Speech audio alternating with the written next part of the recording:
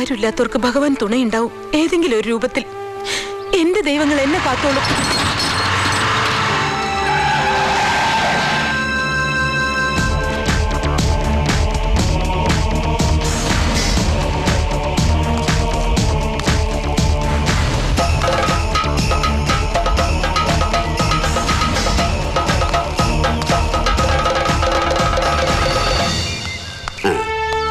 ഇതാരാമോനെ ദിനേശായി എരപ്പാളത്തിലോ കാണിച്ച് നീയാ?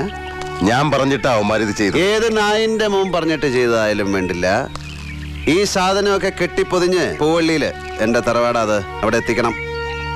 ഈ പൊട്ടിയും ചളിങ്ങിയതൊക്കെ വിളിട്ടേക്ക്. പകരം പുതിയത് വേണം പൂവള്ളിയിലെത്താൻ. മനസ്സിലായോ?